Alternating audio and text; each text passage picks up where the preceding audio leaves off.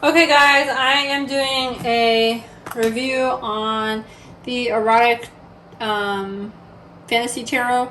This is not the actual deck. I bought these off Amazon.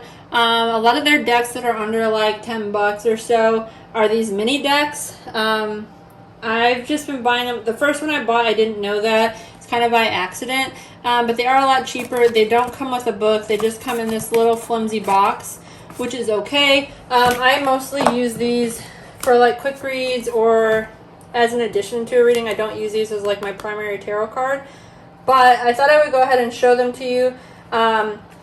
There's a lot of people that give these like really bad reviews, and then I noticed the other deck, which is the Tattoo Tarot. I bought that like a couple months ago, and the listing's already taken down off Amazon, so I'm sure whoever printing these like is getting in trouble. But the thing that I do like about these is they are almost the size of regular cards. They fit in your hand really nicely. They shuffle nicely. Even when you do this, like, or however you guys shuffle, like the pop outs for me are a lot easier than some of the other card stock. These are super flimsy though. So I'm thinking like after, using these for a year, however like long you guys use tarot cards, they may wear down a bit. But I would recommend these if you are learning tarot. I don't think there's anything wrong with it.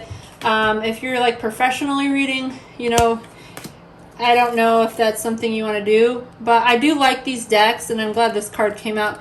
So I'm not really into ruins, but if you guys are, I've noticed on all the fire cards of this deck that they have like the little symbols from ruins. I don't know anything about it. If you guys do, leave a comment down below. But I like this deck because, like, there's not a lot of, like, whatever you call them, those pip cards. All of the cards have, like, actual artwork on them.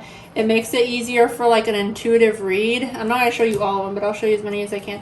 The only thing I don't like, though, is that, like, some of these cards have Roman numerals and some have the symbol. Like, this one has a crown for the king and then the swords. So that's how they've done the King of Swords. I'm trying to find like a regular one, but I want to show you these as well. That's the World. Okay, so the Three of Wands. So it actually has the number 3 at the bottom, the little wand symbol on there too. So you can kind of see how that's different. Again, I just like the overall artwork on these.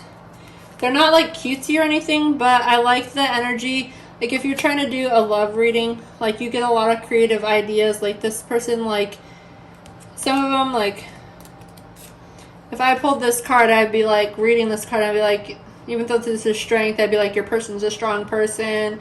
They may be kinky, though. They may like biting and stuff, just because, like, that's what you're seeing on the card.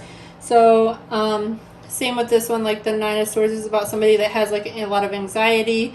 But this person still looks pretty, like, sensual. So I would just read the cards that way. And not all of them are super sexy, but I feel like a lot of them are. So if you're looking to do like a lot of love readings or pull that type of energy, I would recommend it. I do notice though that like a lot of the cards, there's not a lot of dudes on the card. Most of them are female. This one's really pretty too, just because it has all the things. But I just want to keep a short video for you guys and let you know. I think this is a good deck just based on the artwork alone. But again, I would not buy decks like this off Amazon if you are entirely new or at least don't have one book for reference. Like, I will use my other book for reference or like the internet. I look up stuff, but I've gotten to a point where I pretty much know my cards well enough. But it's good for like practicing. So if you want to maybe read more intuitively and just off the artwork, this would be a good deck for you. It gives you like a lot to go off of. Oh, and the water signs, I noticed a lot of the dolphins on there. What did I notice with the pentacles? I don't know if I really noticed a theme with the pentacles. They have diamonds in them. I'm looking for a sword really quick. See, and the thing, like, these, like, unless you really know the Roman numerals, that's why I struggle. Like, I forget. Like, this one I had to look up what this actual card was. It ended up being the Star. This one was the Lovers. So, like, one lady is pregnant. This is just, like, two ladies. So I don't know, like, to me, like, if you know the actual cards, like, there is one tree with, like, fire on it, and then there's one tree with apples, and then the snake on the tree and stuff like that. So if you're familiar with, like, a regular tarot deck, like, a lot of that symbolism makes sense, but, like, if you just look at this off the bat, like, you're like, I look at it and I'm like, what is this? At first I'm like, is this the Three of Cups? And I'm like, no, the Three of Wands. And I'm like, wait, that's not even a 3. So, I mean, I'm a little bit of an airhead sometimes. I don't see any swords. That's like this. Look at that, guys. Okay, so that wraps up the reading. If you guys like this, the video, don't forget to like and subscribe. Every time I get a new tarot deck or oracle deck, I'll post a video on here, and it'll just kind of be a quick review or a quick overview of it, in my personal opinion, not anybody else's.